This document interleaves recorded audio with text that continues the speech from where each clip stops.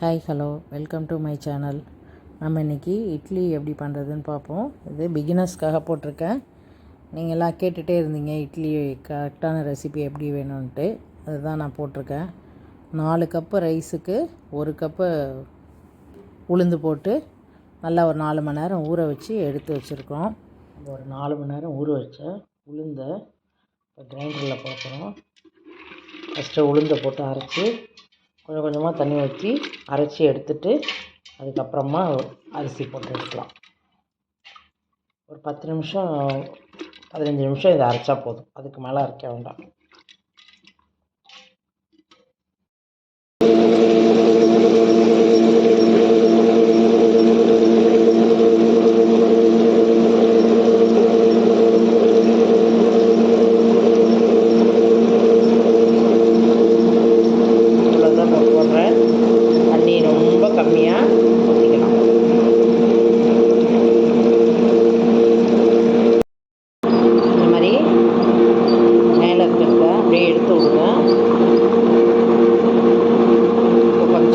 தண்ணி ஊற்றிக்கலாம்.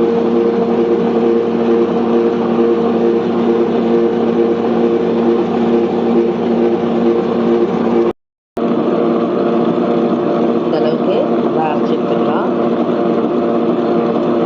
இப்போ இதை எடுத்துட்டு நம்ம அரிசியை போட்டுக்கலாம்.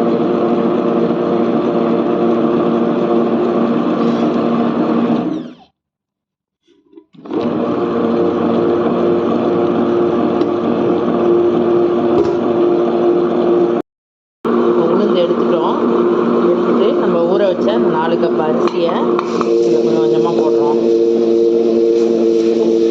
இதையும் கொஞ்சம் கொஞ்சமாக தண்ணி ஊற்றி ஓரளவுக்கு நெய்ஸாக அரைச்சி எடுத்துக்கோங்க. ரொம்ப குறகுறப்பாக இருக்க வேண்டாம், ரொம்ப நெய்ஸாகவும் இருக்காது, இல்லாத அளவுக்கு இதை எடுத்துக்கலாம்.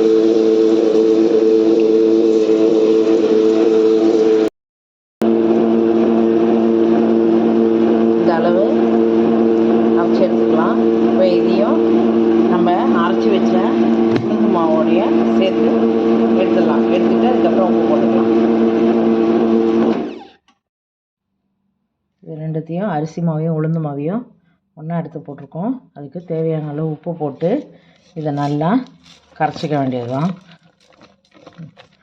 நல்லா கரைச்சி இதை மூடி வச்சுட்டு ஒரு 8 மணி நேரம் நல்லா புளிக்க வச்சுட்டு அதுக்கப்புறம் இட்லி ஊற்றலாம். நீங்கள் மிக்சியில் அரைக்கிறீங்கன்னா இந்த அரிசி அரைக்கும் போதே கொஞ்சோண்டு அவல் போட்டு அரைச்சிக்கலாம். அவலை ஒரு 10 நிமிஷம் ஊற வச்சுட்டு ஒரு 2 டேபிள் ஸ்பூன் அவல் போட்டு ஒரு 10 நிமிஷம் ஊற வச்சுட்டு அதோட அப்படியே அரைச்சிடலாம். அரிசி அரைக்கும் போதே அதோட சேர்த்து அரைச்சிடலாம். இது நான் கிரைண்டரில் போட்டதுனால அவல்லாம் போடல, அது இன்னும் நல்லா சாஃப்டாக வரும். மிக்சியில் அரைக்கும் போது அது நல்லா சாஃப்டாக வரும். இப்போ நம்ம இதில் ஊற்றுவோம். எடுத்து இந்த அளவுக்கு ஊற்றிக்கலாம். எல்லாத்துலேயும் எண்ணெயை தடவிட்டு அப்படியே ஊற்ற வேண்டியது தான்.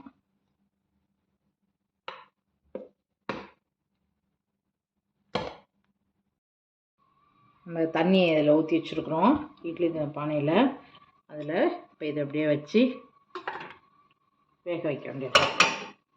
ஒரு 20 நிமிஷம் வச்சுட்டு வெந்துடும், எடுத்துடலாம். இப்போ இட்லியை ஊற்றி எடுத்துட்டோம். இப்போ இதை கொஞ்சோண்டு தண்ணி வச்சுட்டு இந்த மாதிரி எடுத்துடலாம்.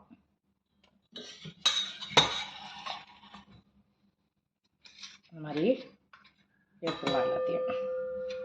எல்லா இட்லியும் எடுத்துட்டு அதுலேயே திரும்பி ஊற்றிக்கலாம்.